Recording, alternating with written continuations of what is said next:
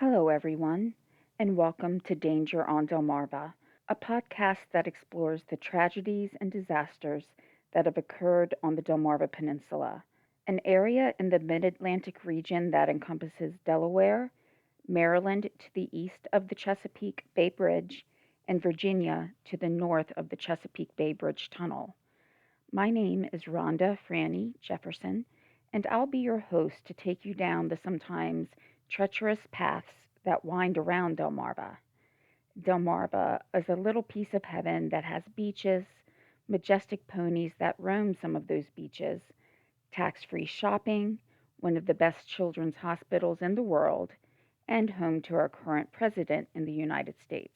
Today's episode is a little different because I'm covering a more well known case, and it did garner quite a bit of national coverage at the time, but the brutality is unspeakable.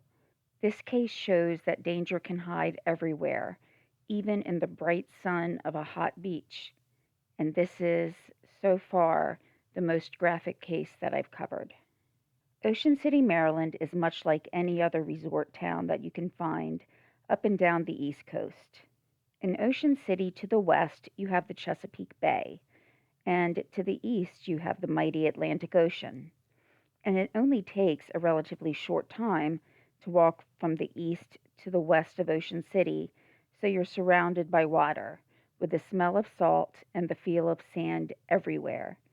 And I do mean everywhere, with little shops and independent restaurants a stone's throw from anywhere.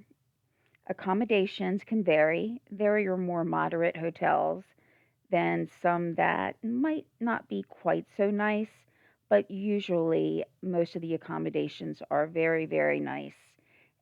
And then you have condos too. And in these condos, we'll find the answers to one of the most gruesome crimes to ever take place on the Eastern Shore. Before I begin this story, I do want to say that I mean no disrespect to any parties involved. I have obtained facts for this case through all publicly available sources. In some cases, personal observations about the area may be discussed.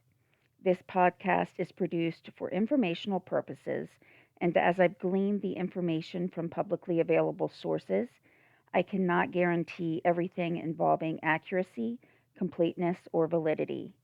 I or my podcast cannot be held responsible for any errors, misinformation, or time delays, such as there are further updates after the publication of the episode.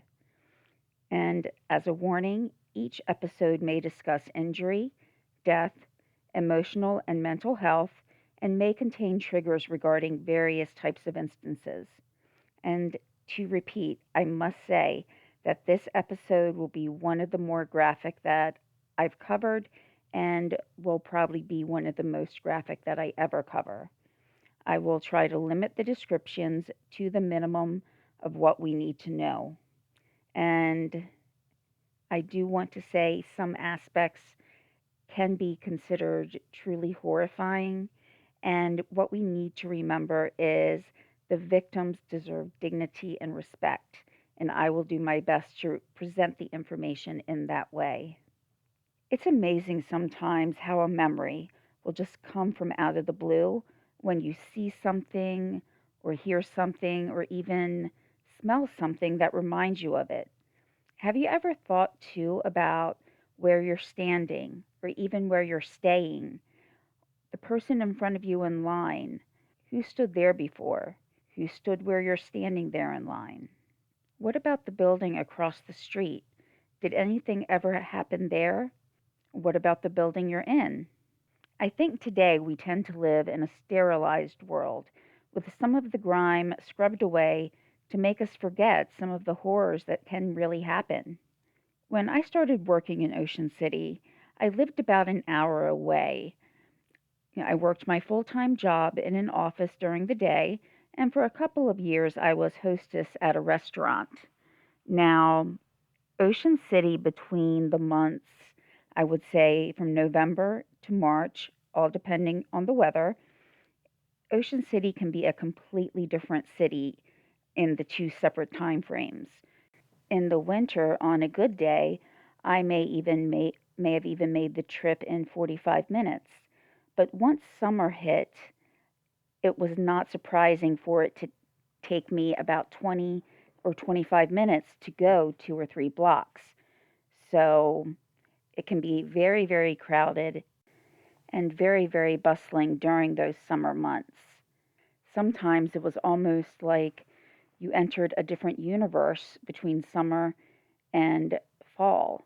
Now, even in the professional building that I worked in, there were signs up stating, the typical no shoes, no shirt, things like no public bathroom, but really the mood was tremendously laid back.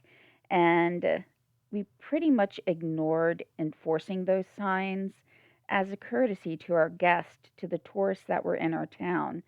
So it was not surprising to see people in suits standing in the lobby with somebody in a swimsuit walking by. Now, Memorial Day weekend of 2002 was like so many other years. It signaled the start of the official summer season. Now, while there may have been early visitors prior to this date, Memorial Day was when the city changed from busy to bursting. Geney Crutchley was 51 years old at this point in 2002.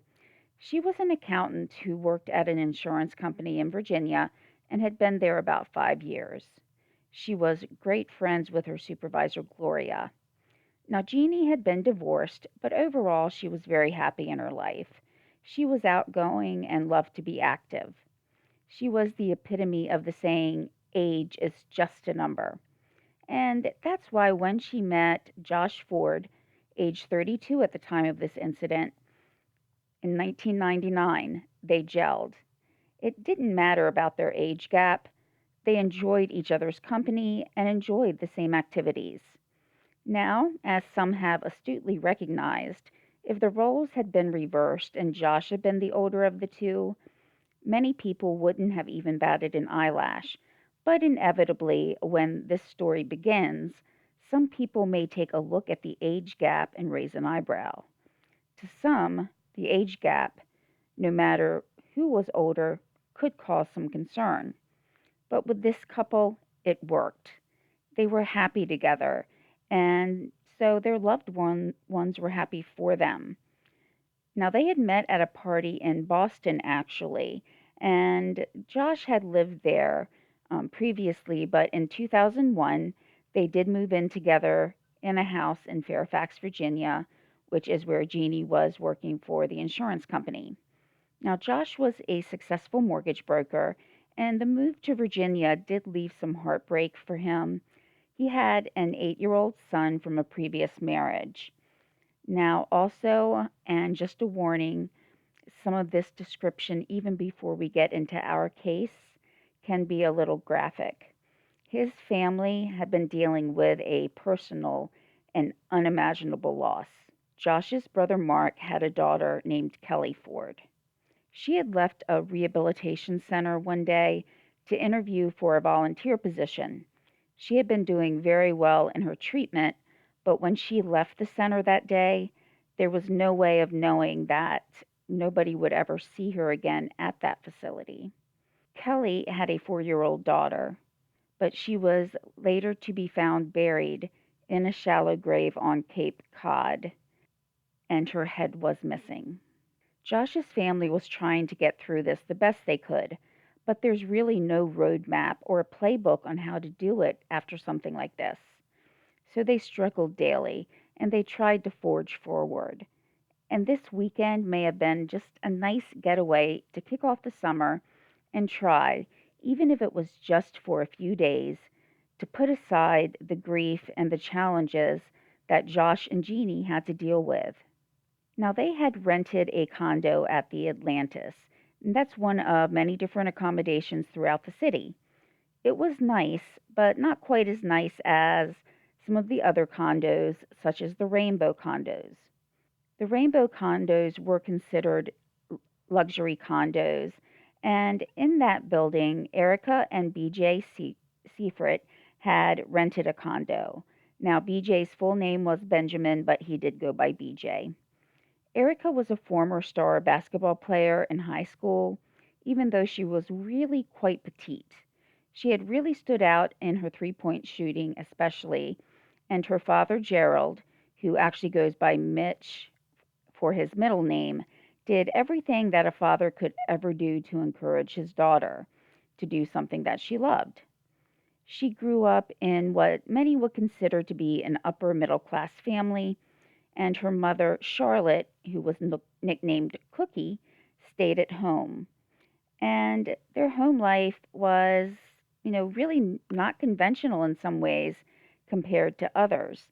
For example, when Erica felt that she wasn't getting enough playing time on the basketball court in the city that they lived in, instead of trying to meet with the coaches to see what might be holding her back or what she may be able to do in order to get more playing time, Mitch actually decided to move to a different town where she was more likely to get that playing time. So this really didn't teach Erica anything about conflict resolution. So once they moved, he also had half a basketball court built indoors so that she could practice no matter the weather. And she had always been an overachieving student, too, so she graduated with honors and enrolled in Mary Washington College, where she was still really good at basketball for that school, but she didn't really stick out like she did in high school. The collegiate level was a totally different ball game, no pun intended. And while she did love the sport, it seemed like she went from being a big fish in a small pond to being a medium fish in a huge pond. In 1998, she met Benjamin or Bj Sifrit. Not quite as much is known about his early life, but the first time that they met, Erica was instantly attracted. But BJ didn't quite return the feelings. He was only 20 years old and he was working on becoming a Navy SEAL. Now, just to let you know, this is where some of the coverage may not get things entirely correct. While, yes, BJ was enrolled in the SEALs program and he was working towards that goal, he had not quite finished all of his classes. He had finished what's called a BUDS class or Basic Underwater Demolition SEAL class in 1997, and he didn't actually complete all of the requirements to get the designation of Navy SEAL. There were other things that he would have needed to do, such as receive what's called a Navy enlisted classification or to get the combatant swimmer SEAL designation. Now, after their first meeting, they did actually meet again, and this time BJ was more open to spending time with her. After they had been together for a few months, Erica did phone up her father, and she started to talk about her and BJ getting married. Now, of course, he was pretty apprehensive because they'd only known each other the few months, and their relationship was moving pretty rapidly. And what her parents did not know at the time was that they'd actually already gone to Las Vegas and gotten married. So, eventually, of course, her parents did have to find this out, and her father decided to finance a 2 month long trip. BJ and Erica chose to go to South America. And on one podcast that I actually listen to quite frequently, it's called True Crime Brewery. Um, One of the hosts actually did describe it as rewarding bad behavior. They went behind his back. They weren't forthcoming in, what they had actually done, but her father still went ahead and financed a 2 month trip. Now, once that trip was over, Erica transferred her credits from Mary Washington College to Virginia Beach and lived off campus. However, BJ was sent away for some more training and they just could not stand to be apart. So sometimes BJ would actually sneak Erica into his barracks. This was one of the things that eventually got BJ kicked out. Another issue in the relationship was that Erica and BJ really hadn't known each other that well before they got married. And it was the proverbial whirlwind romance, and BJ didn't see every side to Erica before tying the knot. He didn't see the OCD and the need that she had to have everything exactly where she wanted it, and she also had increasing anxiety if things were not exact. So while BJ did not receive his SEAL certifications, what he did receive was a less than honorable discharge. He had numerous disciplinary charges against him, including going AWOL or absent without leave. He was insubordinate to superiors, and many would say his performance was lacking. He also wore things that he wasn't supposed to.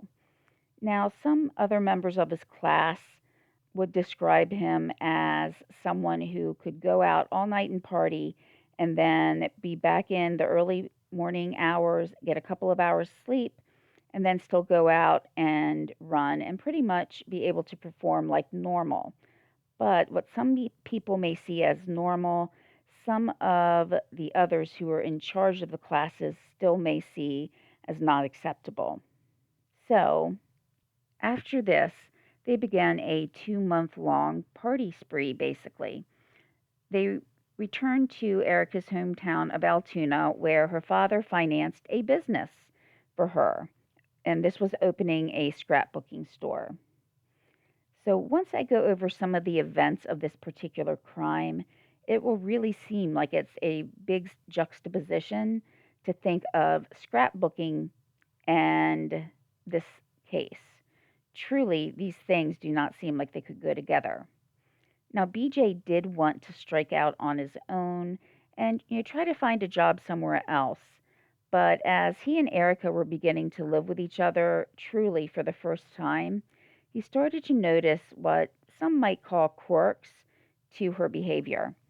And though these quirks, really were a precursor of things to come, Erica was obsessive, and some may even say had an addictive personality. As we previously reviewed, she did have anxiety and obsessive compulsive disorder, and she had this feeling that she always needed to be in control.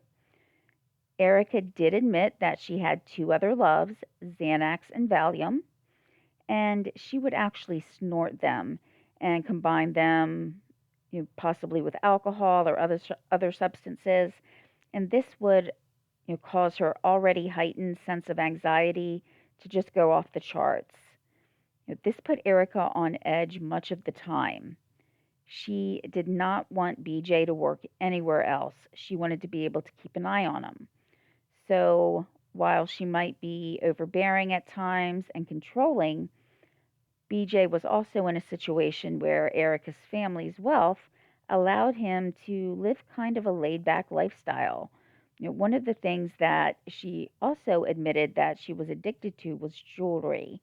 Now, as I said, her, you know, her home life was a little unconventional in ways, and in one of those ways was that her mother actually had jewelry display cases in their home.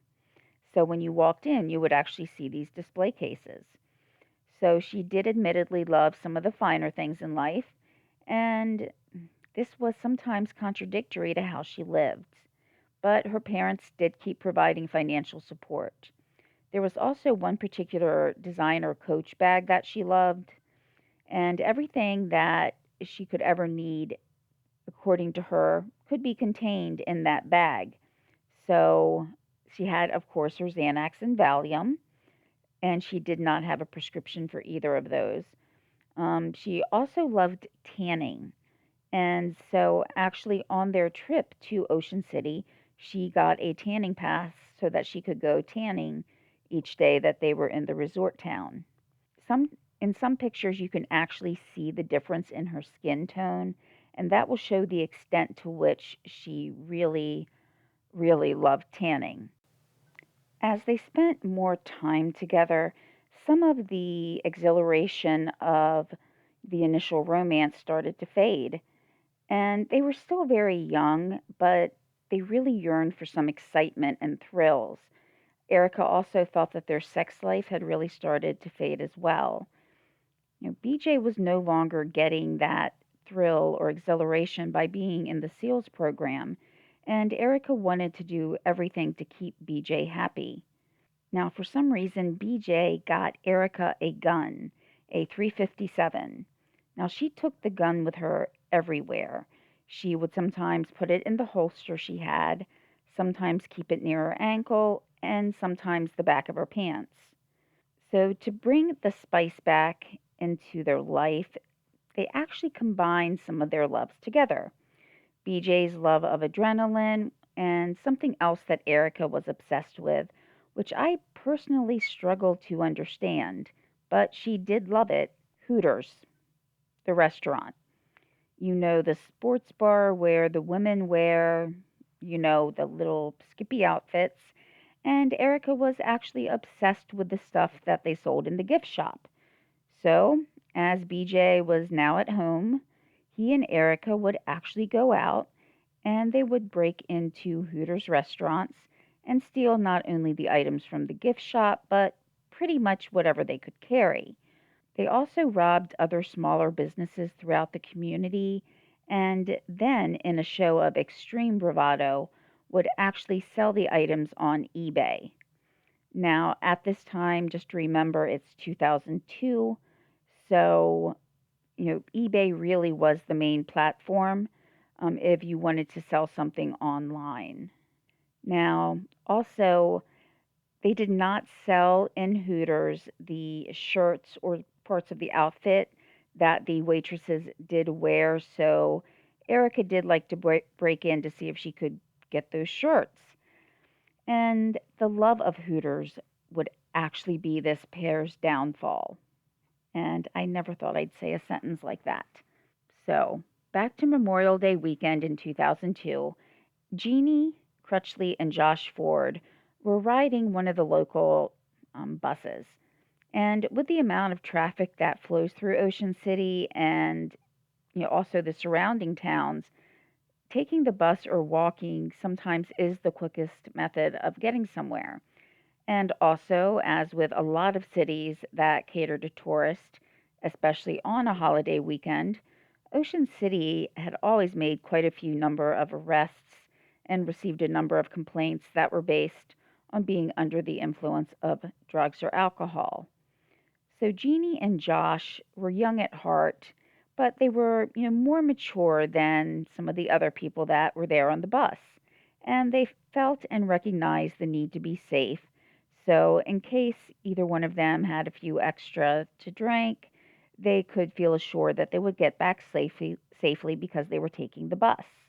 Now, the bus had picked them up in front of their condo at the Atlantis and then later made a stop in front of the Rainbow condos where Erica and BJ were staying.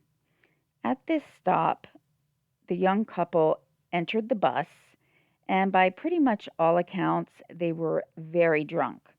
They had supposedly had 2 pitchers of beer at Hooters, along with wings, and of course, before setting off on this journey, they got a head start.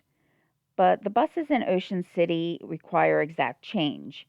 BJ only had a $5 bill on him, and it was looking kind of doubtful that they'd be able to catch the bus. As Jeannie and Josh were in the front seat, they could see, everything that was going on and whether this was done to be a good Samaritan or done because the older couple, felt a little protective of the younger couple standing in front of the bus. Josh offered to pay for their fare. Now, BJ in turn said that he would buy them a drink once they made it to a bar. And when Josh and Jeannie asked if they were going to Secrets, and by the way, Secrets, which is a bar, is spelled Seacrets as a play on words, and that's when the pair thought, sure, they would go to Secrets. Now, I've been there once or twice. I remember once was for a bridal shower, but it was kind of a small bridal shower, nothing too fancy or anything like that, of course, just having a little bit of fun. Now, Secrets is on the Bayside, and that means it's on the western side of Ocean City. Secrets is probably the best known bar in Ocean City, and it's very activity laden. There's just always buzzing around, it seems. A lot can be packed into the little building that it's in, but it also extends to the outside because if you're going to be at a beach that's as gorgeous as Ocean Cities are, then you want to be there to enjoy it. Now, as with many popular nightclubs or bars, the line to get in was quite lengthy. They waited for approximately an hour to get in, and once they were, Erica just had this need to keep going. She was taking straight shots of vodka and was going back and forth to the bathroom or outside, and that was probably to take Xanax and Valium. And she was almost chasing that high. She would start to fall asleep, but then she would bounce back up and just be as frantic as she was before. It was almost exhausting to watch her. And BJ and Erica were kind of in on a secret of their own. They had gotten past security with Erica's gun in the waistband in the back of her pants. Erica told Geney that she was Bonnie to BJ's Clyde, but then she also added in some other information, such as they had pet pythons whose names were actually Bonnie and Clyde. They had a cobra and even a crocodile. One of the cobra's names was Hitler. So if you already had a really bad feeling about BJ and Erica by this point, I think this pretty much solidifies it. Anybody who would name their pet snake Hitler. Now, Jeannie was worried about everything that she was observing going on. She could see that Erica was acting erratically, and she approached Erica about this. And when Erica started talking about everything else that she loved, she just started talking about her Coach bag with all of her jewelry in it, and guns and Xanax and everything else like that. So Jeannie was getting a really bad feeling, so she went to Josh about this. He didn't seem overly concerned. There is certainly speculation as to the reason why, but Josh supposedly spent quite a bit of time with Erica in the bathroom, between 10 and 15 minutes, and in that time, BJ actually kept Jeannie busy. It was known that Erica would really like to flirt, um, or to be more exact, sometimes proposition men that she met. So it's not known the exact reason, but BJ did know that they were in the bathroom together. Also, there is some speculation that they may have been doing drugs. So, just to be clear, though, these are speculations. There is really not a way to be sure other than knowing that, yes, they were in the bathroom together for more than just a few moments. Now, as the evening at Secrets was coming to an end, the two couples really weren't quite ready to call it a night. Now, as I said earlier, the condos at the Rainbow, specifically the penthouse, was quite luxurious. They had a hot tub as well, and that was something that Jeannie and Josh wouldn't mind sharing in. So Jeannie was coming around. Before they got back to the Rainbow, they decided to go to the Atlantis so that Jeannie and Josh could get their swimsuits. And then they decided to walk back to the Rainbow. They went along the beach, which, was a nice way to start the ending of the evening. When they made it back to the Rainbow condos, one of the things that Erica prided herself in was being extremely organized. So once they got back there, Erica said that she was missing her bag. She also thought that things were out of place, and they all began to search for the missing bag. Now, she had the Coach bag, of course, and also a Hooters bag, and she said that the jewels and or jewelry that were in the Coach bag were very important to her, and so it was extremely important that they find the bags. Then all of a sudden, Jeannie and Josh found themselves being accused of stealing the bag. BJ pulled out a gun and things escalated very quickly. The Sifrits ordered Geney and Josh to get undressed. And when you're staring at a gun, you do what you're told. But while they did get undressed, they were able to run into the bathroom, close the door, and lock it. They looked frantically for a way out, with Josh trying to force his way out of the large window that was in the bathroom. But this window was also a detriment, as Erika could see through the window once she maneuvered around in the living room. She would tell BJ where to shoot, and he hit his target. So after hitting Josh through the door, he broke it down and shot him again. By this point, of course, Geney was terrified. She was begging for them to stop, but they weren't having any of it. Geney was shot by Erika, and Erika did not stop there. She grabbed a knife and she stabbed Geney in the side twice. At 3:01 a.m. on the morning of the 26th, Erika called 911 but did not provide the address. She told them that there were two people in her apartment and that she did not know them and that her bag and jewelry were missing and she was afraid they were being robbed. However, when the dispatcher was trying to transfer them to the police, Erika hung up. And unfortunately, there was no follow up. But what we do need to remember again is this was 2002.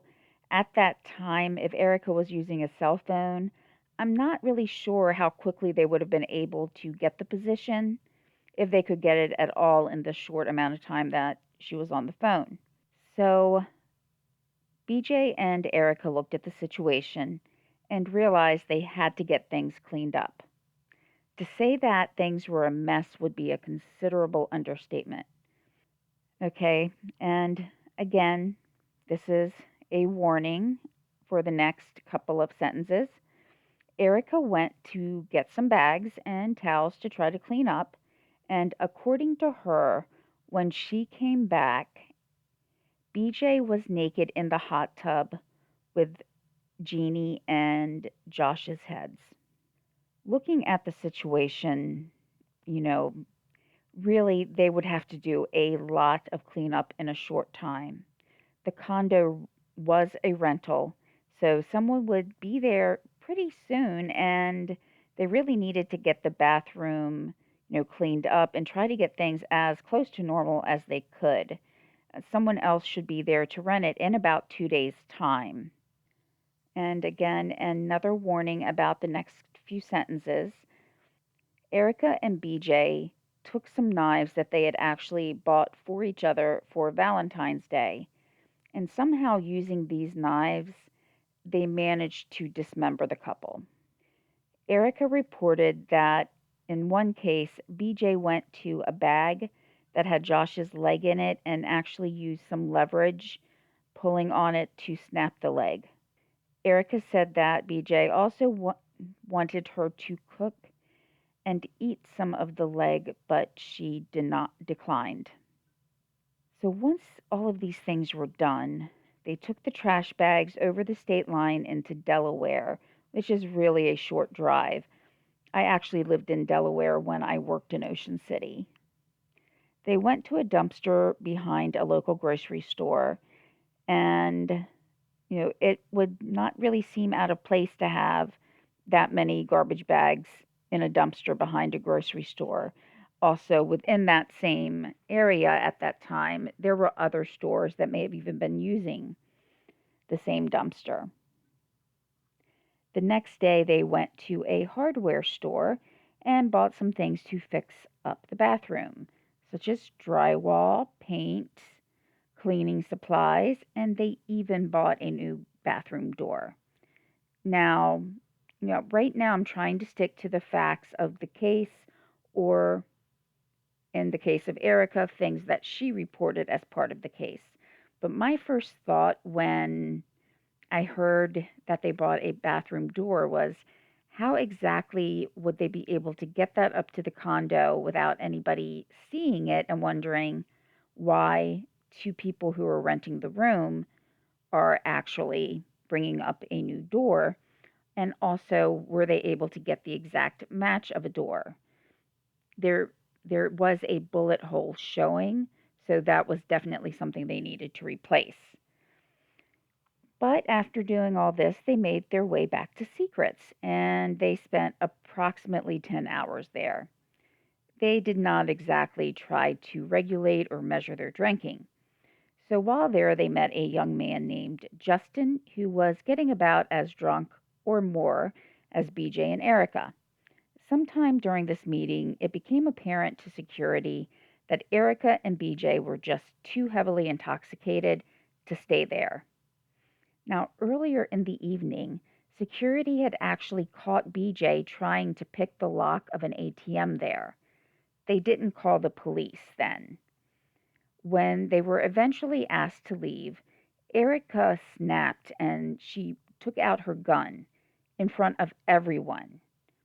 So, this is an extremely intoxicated woman that, by many accounts, nobody would even trust to drive a car, as no one should when they're drunk. In this case, she actually had a gun that she was waving around, and security again did not call the police. Nobody did. They gave her another chance, and, you know, at this point, then they left with Justin. But on their way back to the Rainbow, they got a flat tire. Justin called his girlfriend Melissa, and she came to help. Now, he reported that they were not able to change the tire on their own. Once Melissa got there, she realized that it wasn't really an issue with the tire or not having the right tools. It was just that they were entirely too drunk to change it.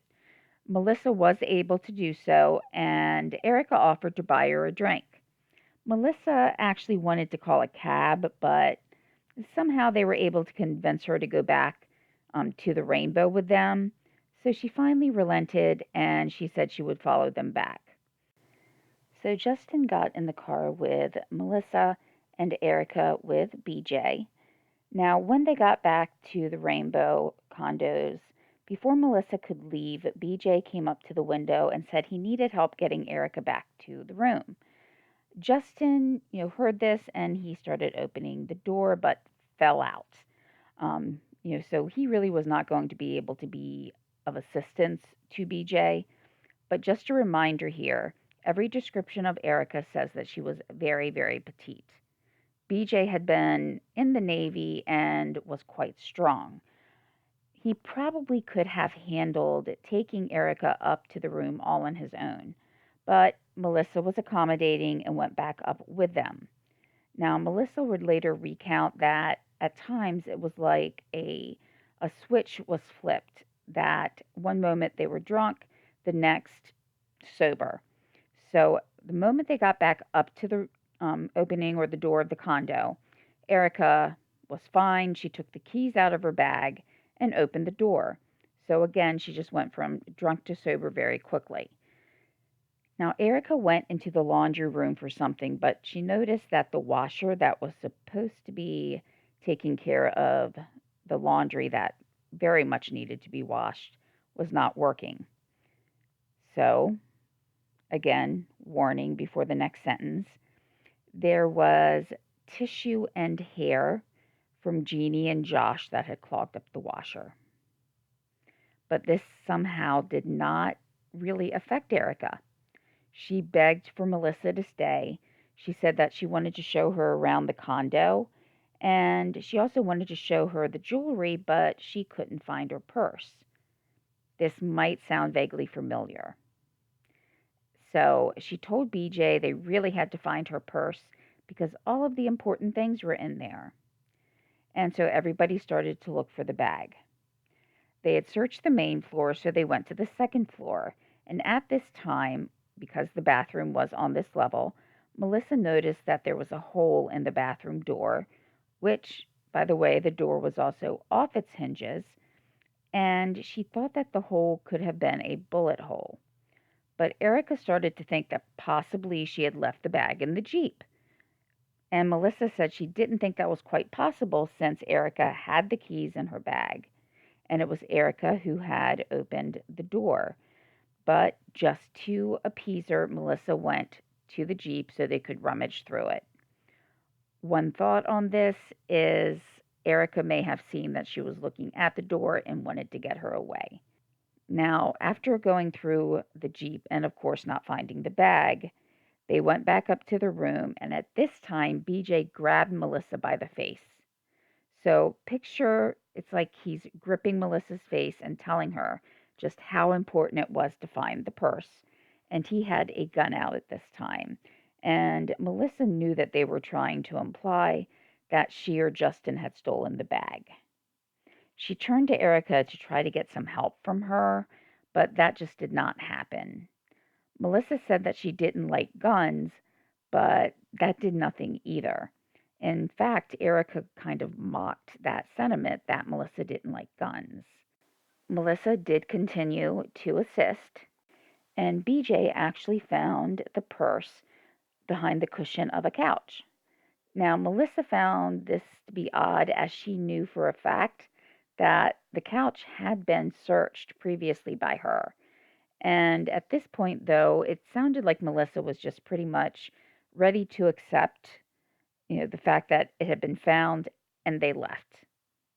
Geney Crutchley was due back to work at her insurance company on Tuesday, May 29th. There was a monthly meeting that she needed to attend, and in all of the years that she had worked there, she'd never missed a meeting, much less, did not attend a meeting without calling out. Gloria, who was her boss but actually a really good friend, knew that this was not right. When she couldn't get in touch with Geney, she actually called Geney's mom. She actually went to Geney's mom's house to see if she knew anything, but she didn't. Gloria ended up filing a missing persons report with the Fairfax police. The repairs on BJ's and Erika's condo would need to be made rather quickly as they would need to check out within a 2-day time frame. But instead of starting to work ferociously, trying to get everything cleaned up, Erika used her week-long tanning pass that she had bought to go tanning, and BJ went to have beer and wings at, where else? Hooters. But this didn't really turn out as planned because when Erika went there to meet him after tanning, he had become sick. So back at the condo, he napped instead of fixing the door. Now, Detective Scott Brunell took the missing persons call from Fairfax PD. He made his way with an officer to the Atlantis, and he quickly found Jeannie's car. Now, even just from an external inspection, he could tell that it hadn't been moved for at least a couple of days. Sand tends to migrate everywhere in Ocean City. So there was just sand all around the car that wasn't disturbed. So he had the car towed for processing, and he went up to their room to check it out and see what was there. He saw that everything was still there.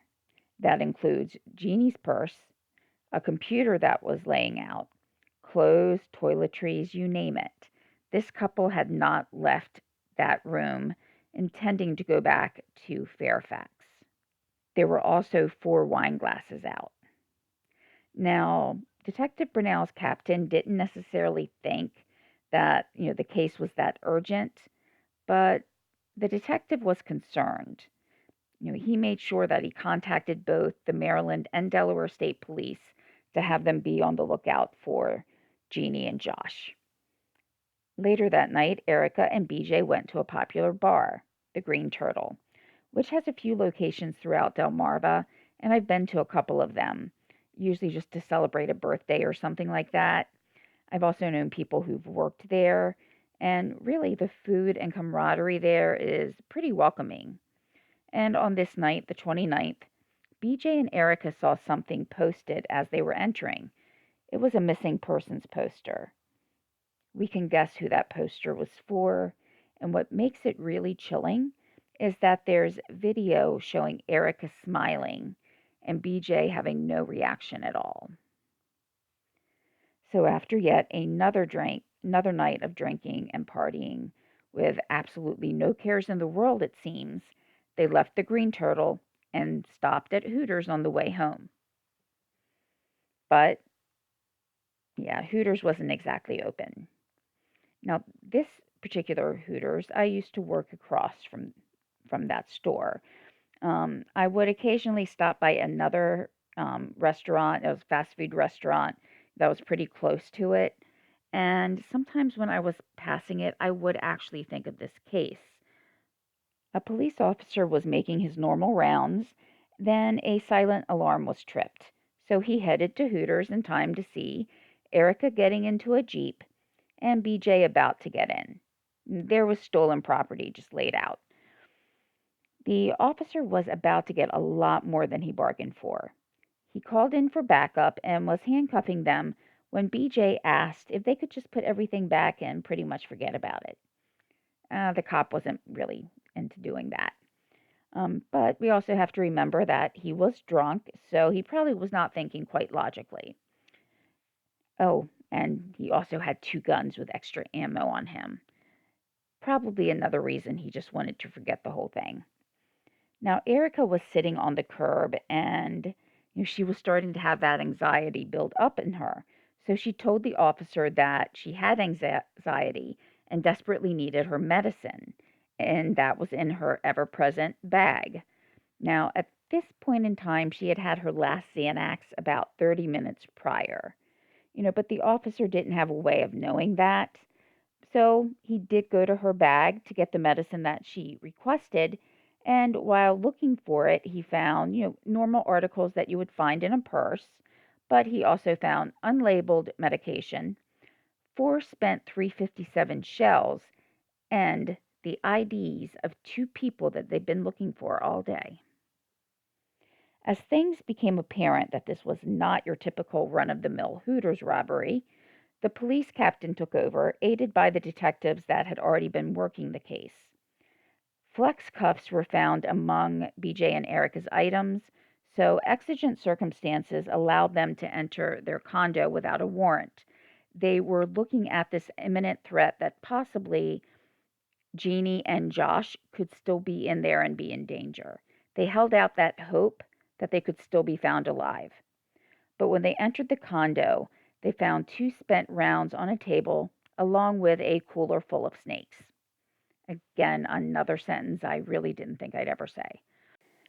Honestly, when Erica had said earlier that they had brought some of the snakes with them, I thought that she was being a little liberal with the truth, but apparently not. But the bullets did give the police probable cause to get a warrant, and they could then start to look for things that were not in plain sight. So a forensic team was also called in to process the scene. The bathroom had been cleaned somewhat, but when there's blood from a murder and dismemberment of two people, there's really only so much that two people can do with cleaning supplies they just buy from a local store. And also, since BJ and Erica had scattered time throughout their drinking to clean, it really was not thorough. The tile grout was stained orange, and this was because of the blood. Forensic investigators used DNA from Geney and Josh's toothbrushes to compare, and it was their blood staining the floor. They also did find that a pool of blood had run under the vanity, and also one of the mattresses had a large blood stain on it. A palm print was pulled from the large window in the bathroom, and that was found to be Josh's. This case has stayed with many of the officers that investigated it because of the brutality. Again, warning about the next description. When the drain stopper was pulled from the bathtub, it was covered in hair and tissue. They also discovered that not only was the washer not working because it was clogged with hair and tissue as well, but so was the lint trap in the dryer. So, unlike Bonnie and Clyde, who stuck together to the end, this star-crossed couple did what many other couples before them would do in this situation. They turned on each other. So, appearances can be deceiving. and the petite Erika was first to talk, taking a plea for a lighter sentence if she told the truth. And she led investigators to the dumpster that they used to put the remains of Geney and Josh. And she was going to testify against BJ. The way she described it, she had only helped to dispose of the bodies, but she had not actually participated in the killings. Now, the investigators needed to find the bodies, not only to see what kind of forensic evidence they could find, but to bring whatever sense of closure that the Crutchley and Ford families could find, especially in the wake of Mark Ford losing his daughter in such a gruesome way less than the year prior. Now, I can attest that the landfill can be quite overwhelming on the sense of smell in the summer. There was, and I'm not sure if it's still there, also a farm next to the landfill, and that used to have pigs, and that also would mix with it, and that was, something you definitely remember. Now, I do have to say, as a coincidence, my dad actually was the brick mason who built that house. So I also passed by the landfill every day for about 8 years while I worked at another position in Delaware. Now, after all of the efforts that the searchers put in, they were only able to recover Jeannie's left leg. They were able to recover the torso and both arms of Josh Ford. Josh had been shot in the torso twice, and the investigators were able to recover 2 bullets. Erika had to sign something called a Memorandum of Understanding, or MOU.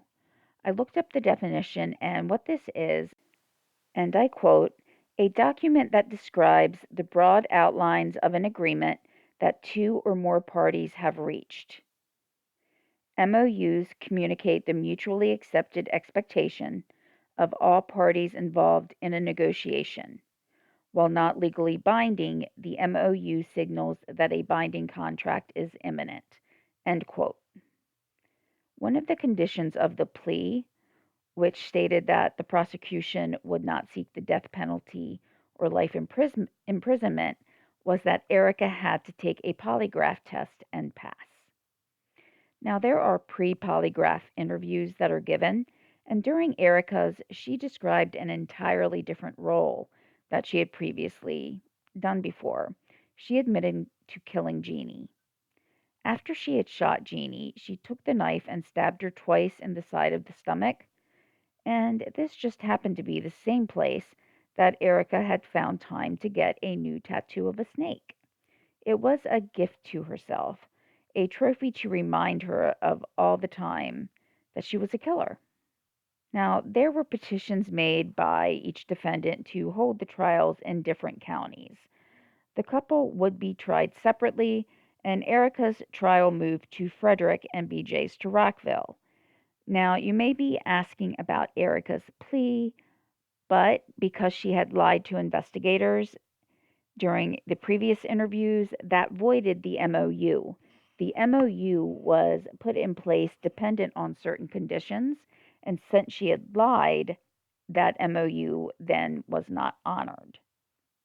I think Erika might have thought things would go like they'd always gone for her, that her father could just find a way to, snap his fingers and make everything fine for her.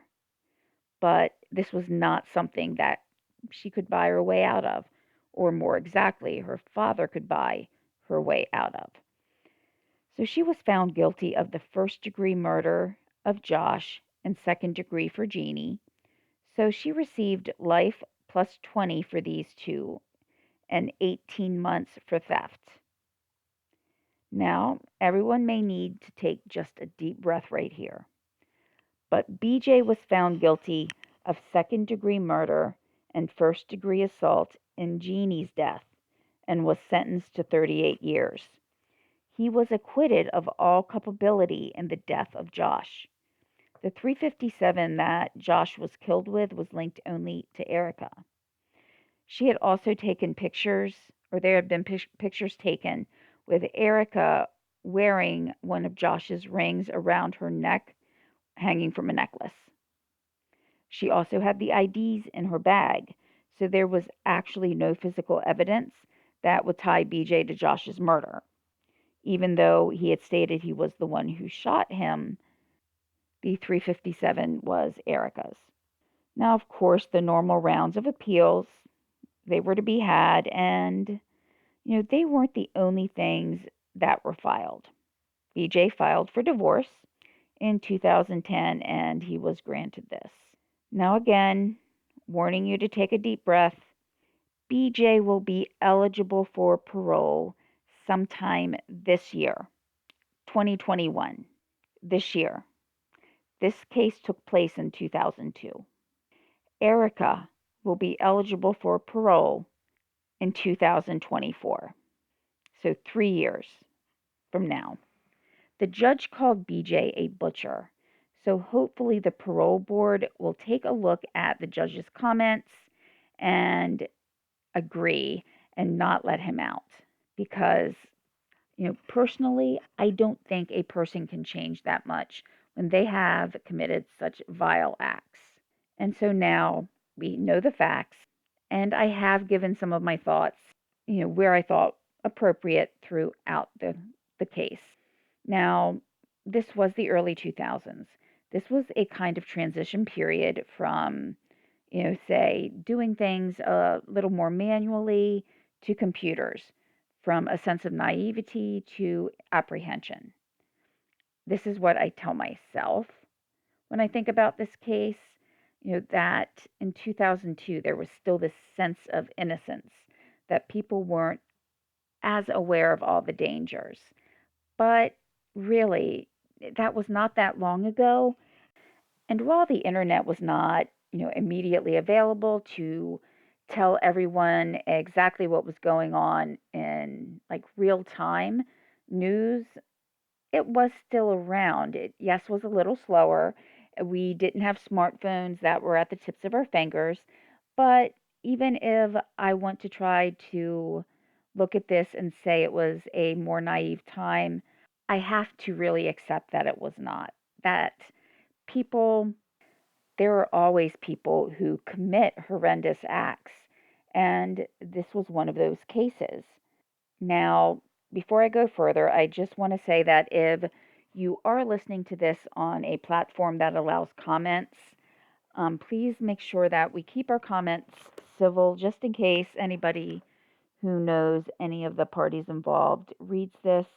Plus, comment section should be used as a forum to express ideas, but also do it in a respectful manner. Now, what some people may start to think is, why did Josh and Geney, Melissa and Justin stay when there were signs of trouble? Erika had admitted that she had had a gun. They knew this. They also knew that she had a snake named Hitler. Now, for me, that would be enough to just send me packing. But I have the advantage of hindsight. By nature, I'm someone who wants to take care of other people in a lot of ways. So, even though I may have looked at the situation and worried about, them staying safe, like not falling while they were drunk, I do think that the snake named Hitler might have been just enough to say, okay, that's the limit. That's where I have to, say that I'm leaving. But also, when people go on vacation, we sometimes don't think that we can fall into any danger, but we can. For Geney and Josh, I think they almost felt parental towards BJ and Erika. BJ and Erika were younger, they were a little more erratic, but Geney and Josh seemed to want to genuinely help them. Now, I can't say why Melissa stayed. Justin was probably too inebriated to really make any type of decision, based on all accounts.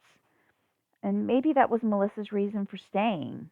Or it could have just been the presumption that there was a woman in the pair, And, you know, even today, sometimes people will look at a woman and assume that she's not quite as violent as a man. That is not always the case.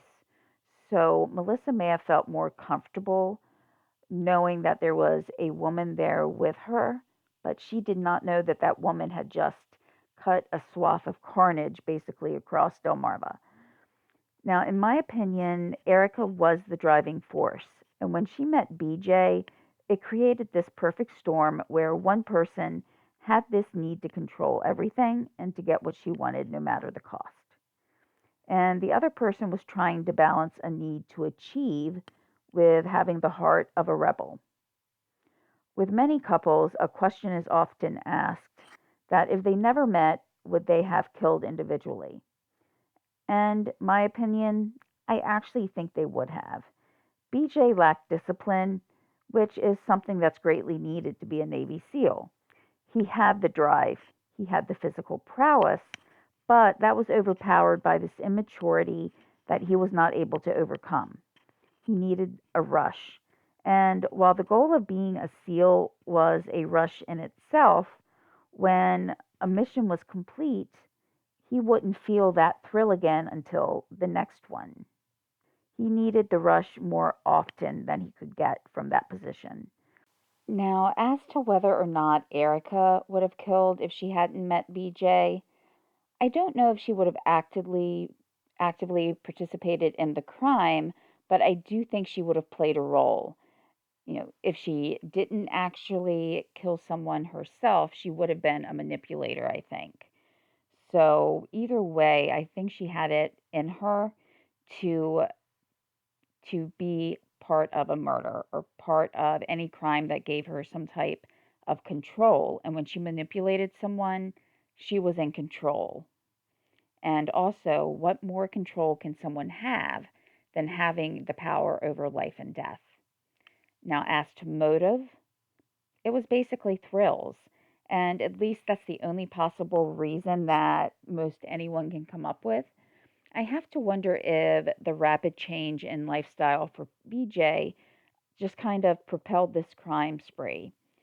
He was used to adrenaline and pushing himself to the limit each day when trying to become a SEAL, but then he went to work at a scrapbooking store.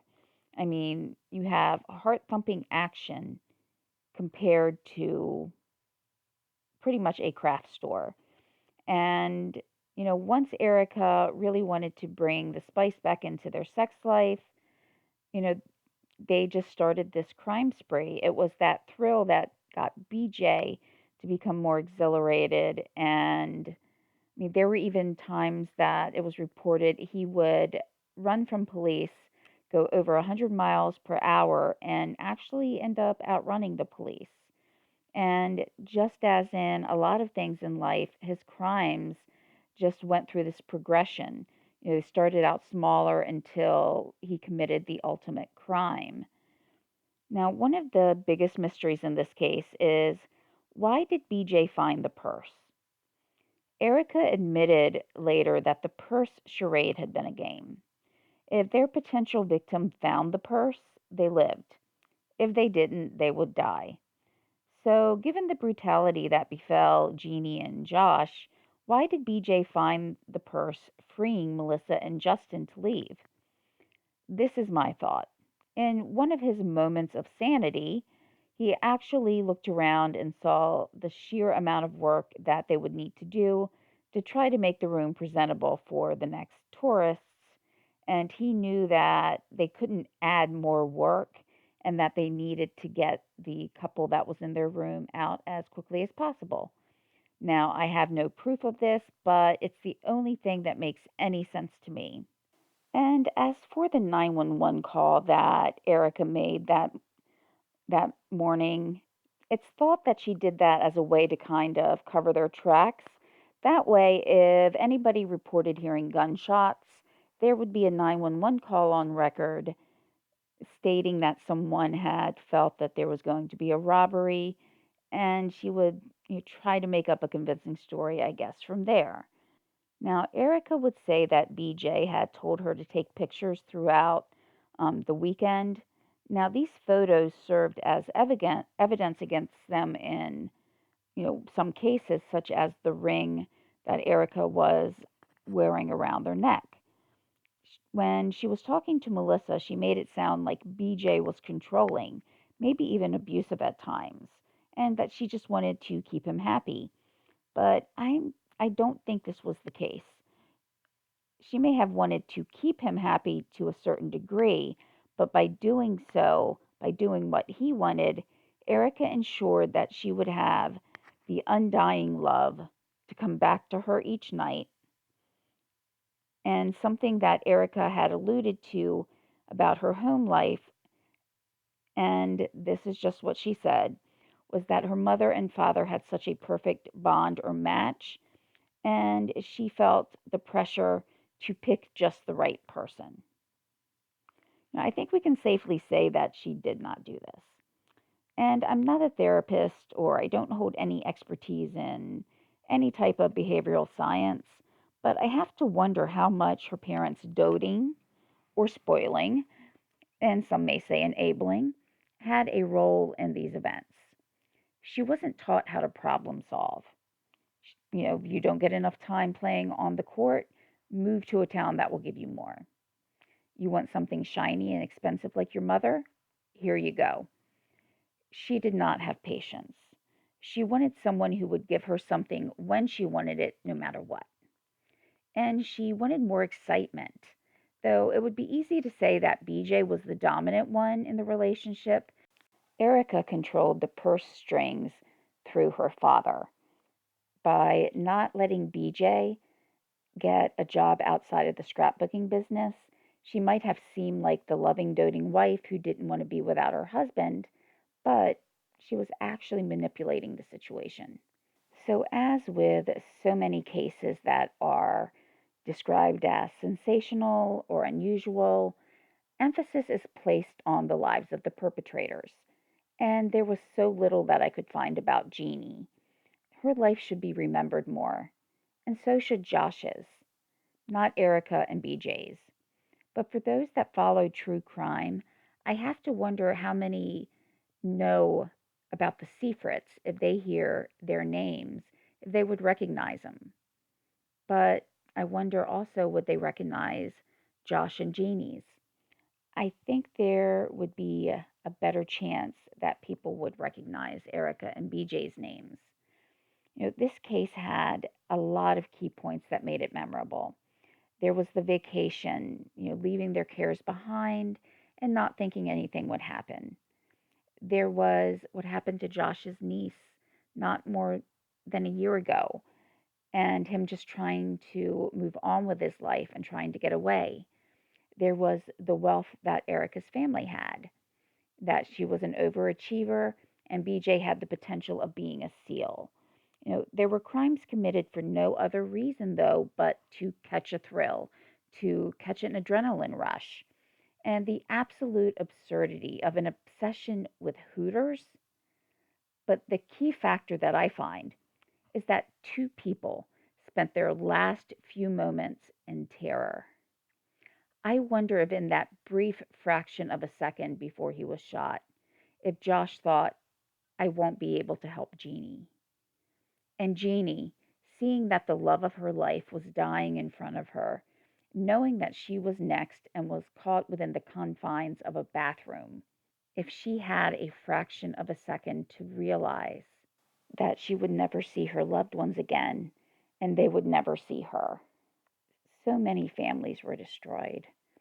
Josh's son lost his father, a young child who will not know what it's like for his father to teach him to drive, to take him on trips and spend that quality time together. Jeannie's loved ones have to know the circumstances that took her away from them and the disregard that the Sifrits felt towards Geney. And we may not think much about what BJ's and Erika's families have to go through, but they do suffer as well. Our first reaction might be that Erika's family spoiled her, enabled her, and that she learned how to manipulate people and situations with ease because of this. That Erika didn't see limits. Whatever she wanted, someone got for her. But really, any parent wants their child to succeed. They want them to do their best. And if they have a way of making it happen, most parents will do that. And again, hindsight is 2020. So her parents never, ever imagined, I'm sure, that their daughter would be able to do this to other people. BJ was a walking contradiction of discipline and rebellion, and he could manipulate a situation perfectly well on his own without Erica's help. But they manipulated each other. And I think that they knew they were being manipulated and they just kind of fed off each other. Eric wouldn't let him work outside the shop, and he didn't care. She wanted an exciting sex life, and BJ only got a thrill when he was committing a crime. So, in this sense, again, they were manipulating each other, and the end result was lethal. A detective from the case said that one was a match and the other the fuse. And I think that is a very apt description. Erika also, given her petite frame, seemed to have this way of making people think that she was harmless, though in many cases she was probably the most dangerous person in the room. And what can we take away from this? There could be a number of just platitudes that I could say, like, looks can be deceiving or never let your guard down. And while these are repeated often, and they do hold true in most cases, it does emphasize the need to recognize when someone needs help, either with substance abuse or mental health. Now, by this, I don't mean that Erica shouldn't be held accountable. She most definitely should. So many other people who have mental health concerns, including myself, don't harm others. It doesn't even cross our minds to do so. I mean, as a parent myself, I could never ever imagine having something happen to my child. I think the vast majority of everybody cannot imagine doing anything that even comes close to what Erica and BJ did. But Erica had never been given limits and doing everything that she could to get what she wanted when she wanted. And she was never able to learn how to properly deal with any type of rejection and how to deal with her emotions. She actually kind of molded herself into the other person's needs. And in this case, she met someone just as dangerous as she was. We could say that her parents let her down, that by enabling her and giving her everything she desired, they didn't raise someone able to deal with the ebbs and flows of everyday life, and that led her down this path. But every day there are millions and millions of parents who do everything that they can to help their child, and that child does not go out and commit crimes such as this. Now, saying that looks can be deceiving or never let your guard down, to me, this can almost sound like victim blaming, that they put themselves in this position. But putting your trust in someone should not lead to a death sentence. Helping out some people on a bus should not lead to the end of your life. There are true monsters that live in this world. And I don't think many of us really want to accept that. But monsters just don't live in mythology. These monsters look like everyone else. They blend in, they can charm us, and they can lead us down a wrong path that we can't come back from. So, when I say that looks can be deceiving and never let your guard down, I'll put the blame on the monsters, that they should not be, well, the monsters that they are, that they should not put others in a situation that they cannot put their guard down. So, again, asking ourselves, what can we take from this? Sometimes there's not this glowing moral at the end of a story that we can say, this is what we need to do and this is how we should act. Sometimes we just have to take away from it that there are some people out there who hurt people. There are some people out there who don't have a regard for other people's lives. And sometimes at the end of an investigation, We just have to realize that the monsters walk among us dressed in sheep's clothing. Thank you so much for making it with me to the end of this episode. It was quite long, but when I thought about splitting it up into two, I didn't really think that there was a good place to stop. And as I do put my episodes out every 2 weeks, I didn't want there to be this 2 week gap. So, thank you again for staying with me for this whole hour and around 15 minutes. I really appreciate that. If you do want to get in contact with me, if you have any ideas about cases, my Facebook and email address are listed in the description of the podcast. I did just start up a Twitter for the podcast, so I will also get the link to leave that in there. Probably the quickest way would be Twitter, in order if you have a case suggestion or anything like that. And if you are new to this podcast, I do put episodes out approximately every 2 weeks. Sometimes, if there were smaller ongoing cases in the area, I will do once a week, giving an update or giving information on that current case. But I also do cover not just true crime, but other types of natural or man made disasters. So until next time, everyone have a good couple of weeks. Please take care of yourself and stay safe. I will talk to you later. Bye.